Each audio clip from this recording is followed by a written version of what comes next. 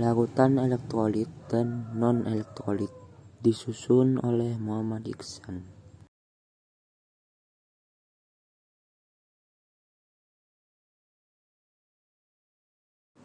Larutan elektrolit.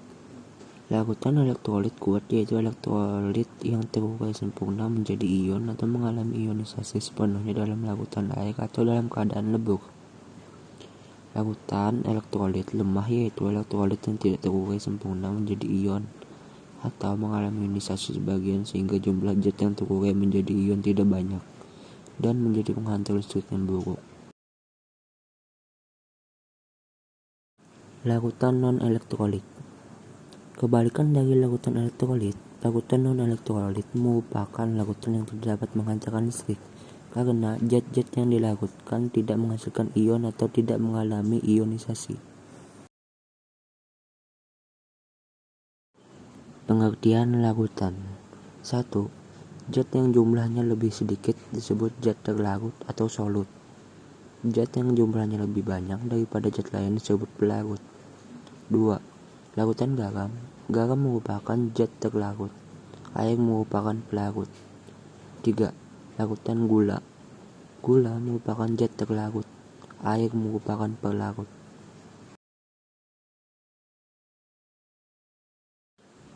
Elektrolit senyawa ion dan kovalen.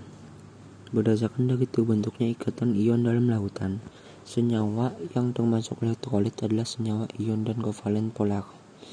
Sedang untuk senyawa yang termasuk non-elektrolit adalah senyawa yang ikatannya terbentuk dari senyawa kovalen non-polar. Senyawa ion. Sesuai namanya, senyawa ini terdiri dari ion-ion yang bergerak bebas dalam pelarutnya. Contohnya larutan NaCl di mana terdiri dari ion Na+, ion Ci. Senyawa NaCl hanya dapat menghantarkan listrik jika dilarutkan atau dilelehkan. Sementara jika dalam bentuk kristal atau padatan, NaCl tidak dapat menghasilkan listrik karena ion tidak dapat bergerak bebas. Senyawa kovalen. Senyawa kovalen bersifat polar apabila dilarutkan ke dalam air karena air merupakan pelarut polar. Antara molekul air dan molekul zat terlarut akan terjadi tarik-menarik yang cukup kuat untuk memutuskan ikatan-ikatan molekul tertentu membentuk ion sehingga dapat disimpulkan hanya senyawa kovalen polar yang dalam bentuk larutan saja yang dapat menghantarkan listrik, sedangkan yang berbentuk lelehan dan padatan tidak dapat menghantarkan listrik.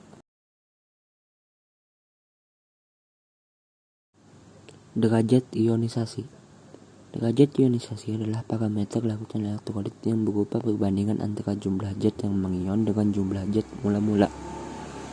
Oleh karena itu, digunakan persamaan sebagai berikut di mana X sama dengan derajat ionisasi dengan ketentuan sebagai berikut. X sama dengan 1, maka zat mengalami ionisasi sempurna atau dapat digolongkan asam basa kuat. 0 kurang dari X kurang dari 1, maka zat mengalami ionisasi sebagian atau dapat digolongkan asam atau basa lemah. X sama dengan 0, maka tidak mengalami ionisasi sama sekali.